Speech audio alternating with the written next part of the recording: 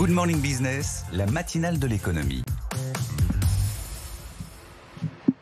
8h39 sur BFM Business et sur RMC Découverte. On est toujours depuis le salon du Bourget. Notre invité, c'est Éric Trappier. Bonjour, le PDG de Dassault Aviation et évidemment le patron de l'UMM. Un Bourget cette année qui a des allures quand même un petit peu de salon de l'armement, beaucoup plus axé sécurité, plus axé défense, en plein G7. Là où est évidemment le président de la République. On est à une semaine d'un sommet crucial de l'OTAN, un salon bouleversé par l'actualité internationale. Est-ce qu'il y a ici une sorte de mélange entre l'actualité internationale et ce salon du Bourget qui reste une fête de l'innovation? Est-ce qu'il est toujours vu comme ça ou est-ce que vraiment il y a un côté un peu salon de l'armement aujourd'hui? Non, le salon du Bourget reste une fête en deux parties. Une partie très professionnelle les premiers jours du salon et une partie ensuite grand public pour vendredi, samedi, dimanche. Et je crois que ça reste un lieu d'attractivité. L'aviation passionne. Bien sûr, l'actualité internationale d'aujourd'hui elle interroge sur qu'est-ce qui va se passer en Ukraine, qu'est-ce qui se passe au Proche et Moyen-Orient, et par conséquent, le sujet défense va être un petit peu regardé à la loupe pendant ce salon du Bourget. Des Européens très challengés par les États-Unis, poussés à augmenter l'effort de guerre jusqu'à 5% du PIB. Comment vous voyez Donald Trump aujourd'hui pour l'industrie de défense? Est-ce que vous le voyez comme une sorte de chance pour bouger les Européens ou est-ce qu'il va trop loin dans ses demandes par rapport à l'effort budgétaire demandé? Non, je crois qu'il y a une prise de conscience depuis la chute du mur de Berlin que le monde n'est pas aussi sûr qu'on aurait pu le penser, n'est pas aussi en paix qu'on aimerait qu'il soit, et que par conséquent, il faut savoir se réarmer pour être capable de défendre son pays, défendre un ensemble de pays alliés. Et par conséquent, l'appel de Donald Trump est un appel qui doit parler aux Européens, qui doit les réveiller sur le fait que la défense de l'Europe est un sujet important, pas simplement d'ailleurs en Europe, mais aussi un petit peu partout dans le monde pour que l'Europe puisse peser demain. Mais vous avez vu, pas forcément chez les industriels qui répètent la même chose depuis des années, mais chez les politiques avec lesquels vous parlez, un changement de mentalité, non? Il y a ce qu'on appelle un call, un réveil, un wake-up call, mais j'attends maintenant qu'à partir de ce réveil, des actes suivent. On a une mobilisation française depuis longtemps. On aimerait que cette mobilisation française serve d'exemple à la mobilisation européenne et que cette mobilisation et cet appel du président Trump ne soient pas reçus comme étant « je vais acheter encore plus américain » pour répondre à l'appel du président Trump. Jean-Baptiste. Justement, Éric Trappier, ça fait des années maintenant qu'on vous entend nous expliquer, mais achetons européen ou achetons français, qui a une préférence européenne. On a, je crois, un peu plus de 63 ou 65% des commandes militaires qui se font aujourd'hui aux États-Unis. Tous nos voisins, la plupart, sont équipés de F-35. Est-ce que vous avez confiance aujourd'hui en ce changement de paradigme qu'on nous annonce, cette économie de guerre plus pro-européenne? Est-ce que vous y croyez? Est-ce que vous avez des signes? Ça fait plus de 30 ans qu'on appelle à une préférence européenne, y compris pour les achats de défense. Maintenant, on n'en est pas là encore. Il n'y a pas de préférence européenne et même dans les derniers outils mis en place par la Commission européenne, une part est faite aux industriels non européens, mais il y a quand même une prise en compte, une prise de conscience. Alors ce qu'on appelle maintenant, c'est au-delà de cette prise de conscience, une réalité que les Européens se mobilisent pour défendre l'Europe. Pour l'instant, la défense de l'Europe, vous le savez, c'est l'Alliance Atlantique, c'est l'OTAN. Et donc l'OTAN est vue par beaucoup de pays européens comme étant une alliance qui est dirigée par les États-Unis. Mais pour qu'il y ait une préférence européenne, il faut qu'on soit meilleur, enfin il faut qu'on ait les meilleurs équipements. Aujourd'hui, on est en compétition là-dessus. Qui est le meilleur? Ou c'est une question de prix? Ou c'est une question politique? Pourquoi on n'arrive pas à acheter européen? Non, c'est exclusivement une raison politique, une raison de choix. Le choix des pays européens d'être défendus principalement par les États-Unis. D'ailleurs, c'est ce qui entraîne Donald Trump de dire essayez de vous prendre un petit peu en main, ce qui prouve bien qu'il y a une dépendance européenne à l'Amérique depuis la Deuxième Guerre mondiale. On peut comprendre post-Deuxième Guerre mondiale. Mais les produits français, par exemple, sont bons. Ils sont moins chers que les produits américains, ce qui est quand même incroyable, car les Américains en produisent plus. La compétitivité américaine est bonne. Deuxièmement, il y a des arguments qui sont donnés pour dire oui, mais comme il y a 3 avions de combat en Europe, c'est pour ça qu'on achète américain. Quand il y a de la diversité, au contraire, ça permettrait de choisir en Europe un avion européen. Donc je crois que c'est vraiment un sujet politique. Jean-Baptiste. Comment ça se passe, Éric Trappier, en ce moment, au cœur de vos usines chez Dassault? Vous venez de passer, je crois, vous êtes sur le point de passer en cadence 3 rafales par mois. Le ministre des Armées, Sébastien Lecornu, à l'Assemblée nationale, la semaine dernière encore, rappelait qu'il souhaitait atteindre la cadence 5. Où est-ce que vous en êtes et est-ce que vous êtes sur ce chemin? On a du travail. Alors c'est vrai chez Dassault Aviation, chez nos partenaires Thales, Safran et l'ensemble de l'écosystème, les 400 entreprises qui travaillent directement pour nous, les milliers de PME tout autour du territoire qui travaillent pour nous. C'est beaucoup de travail. C'est donc des bonnes nouvelles. Ça veut dire que l'emploi, on embauche. Ça fait plusieurs années qu'on embauche massivement. Et par conséquent, c'est du travail. On est à cadence 3 déjà dans nos usines amont.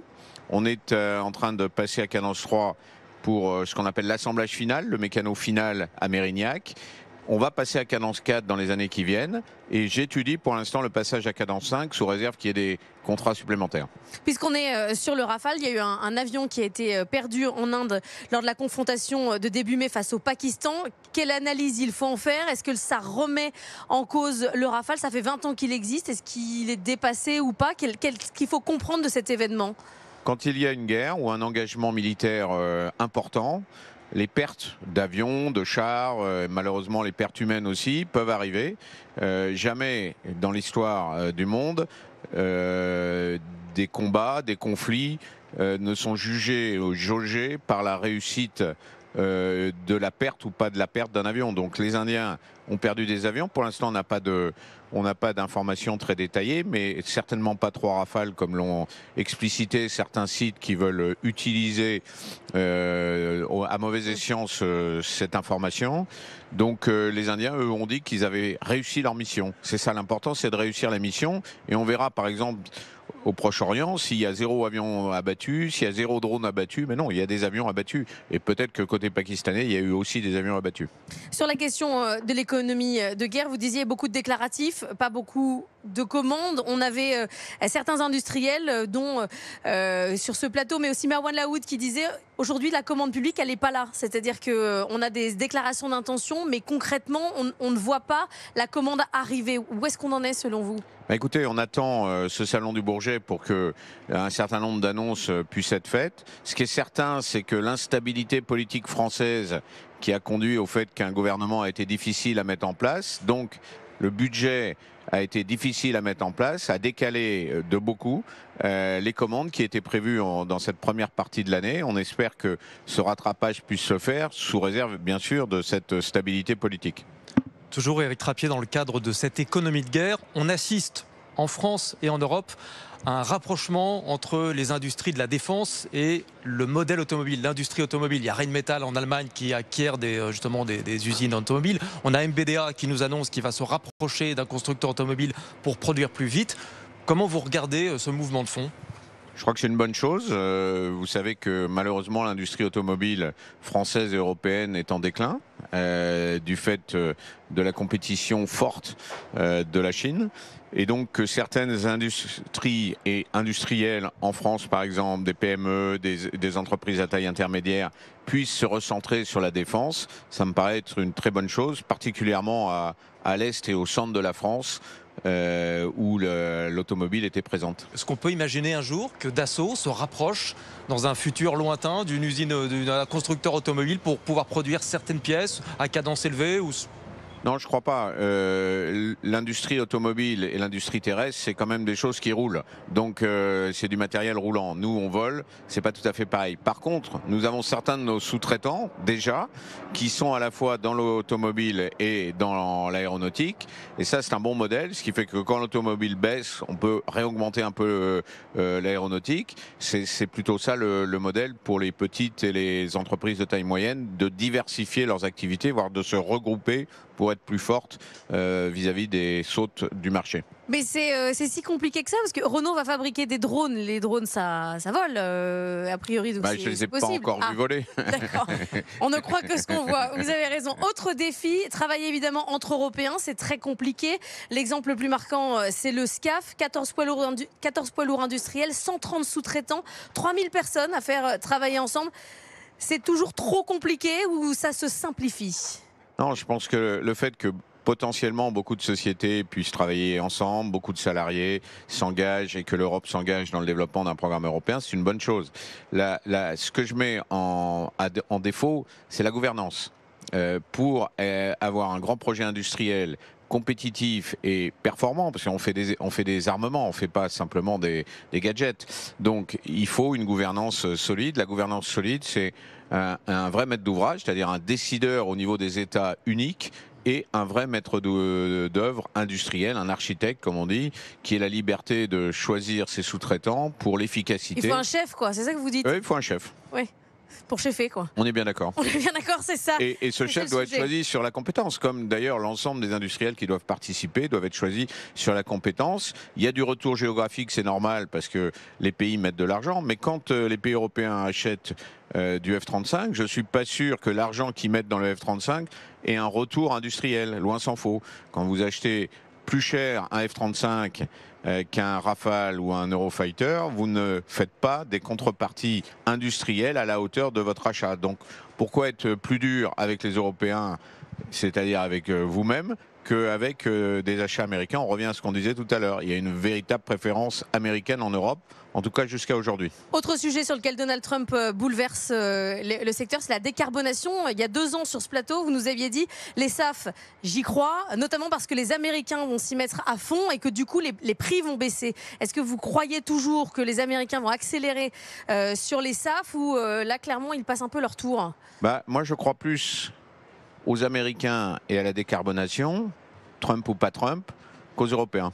Les Européens parlent beaucoup, mais sur les SAF, par exemple, ils ne font pas ce qu'on appelle des incentives en anglais pour aider ceux qui utiliseraient des SAF, qui coûtent plus cher, à les utiliser. Vous voyez en France, par exemple, quand on fait une imposition du billet d'avion ou du vol en avion business, on taxe par siège. Moi, j'avais demandé que si on utilise des SAF, on puisse avoir une incentive, et ça n'a pas été pris en compte. Donc, on n'incite pas les gens à voler avec des carburants alternatifs qui sont beaucoup plus chers, mais c'est petit à petit, par l'utilisation des SAF, que le prix des SAF pourrait baisser. Aujourd'hui, il ne va pas baisser puisque personne ne l'utilise. Jean-Baptiste. J'avais une petite question, Éric Trappier, sur vous faire réagir sur le spatial.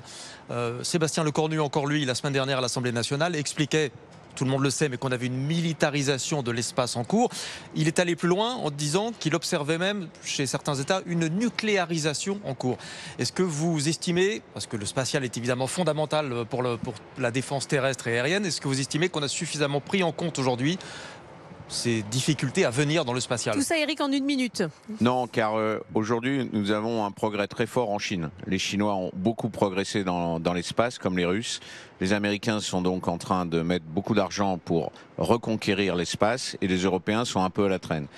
Moi, je propose qu'à côté des lanceurs traditionnels et des constellations de satellites fondamentales, il y ait aussi la prévision de développer des avions spatiaux, c'est-à-dire de la mobilité dans l'espace, que ça soit civil ou militaire et donc dual. Il faut s'y préparer maintenant, ça ne sera pas opérationnel avant de nombreuses années, mais c'est maintenant que ça se joue. Merci beaucoup Éric Trappier d'être venu ce matin sur le plateau. Merci. De la matinale de l'économie.